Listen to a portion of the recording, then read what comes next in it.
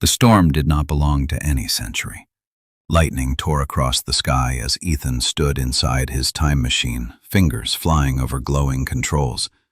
The device hummed violently, its crystal core flickering with unstable light. "Come on, just one more jump," he whispered. Then the machine screamed. A blinding flash swallowed everything. When Ethan opened his eyes, he was lying in wet grass. Cold air filled his lungs. Above him, dark clouds drifted slowly across a gray sky. The hum of technology was gone. He rolled over and froze. Wooden buildings stood nearby. Smoke rose from stone chimneys. Horses were tied to rough fences. People in wool and leather walked through muddy streets. This was no future city. This was the past. The year 1400.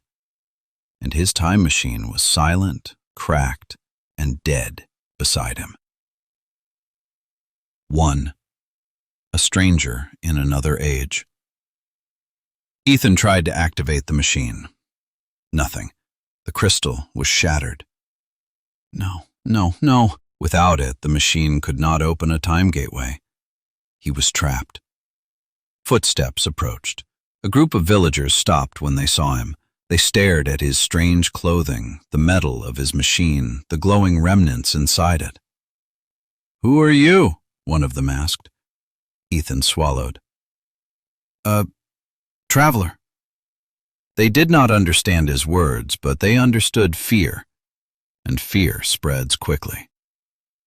2. Learning to survive. Ethan was taken to the village. Some believed he was a sorcerer. Others thought he was cursed. But a young blacksmith named Thomas showed him kindness. "You don't look dangerous," Thomas said. "Just lost." Ethan nodded. Very lost. Over time, Ethan learned how to live in the 1400s. He wore wool instead of synthetic fabric. He ate bread and soup instead of nutrient packs. He slept on straw instead of a thermal bed. Days turned into weeks. He helped Thomas at the forge, learning how to shape metal with fire and hammer. Though he had once built machines that bent time, now he struggled to make a simple nail. But slowly, he adapted. 3. Secrets of the past. At night, Ethan secretly worked on his broken time machine. Using scraps of metal and tools from the forge, he tried to recreate the crystal core. But medieval technology was crude. Still, he refused to give up. One evening, soldiers arrived in the village. A local lord demanded higher taxes. Anyone who refused would be punished. The villagers were terrified. Thomas clenched his fists. "They will take everything." Ethan knew something. History had taught him that this lord was cruel. But he also knew something else. This moment was supposed to happen. And if he interfered, time itself could change. 4. A choice that changes time. When soldiers dragged Thomas away for refusing to pay, Ethan acted. Using knowledge from the future, he created a small smoke device from chemicals and herbs. The sudden explosion of smoke confused the soldiers. The villagers rushed forward. Thomas escaped. But Ethan knew the price. The timeline had shifted.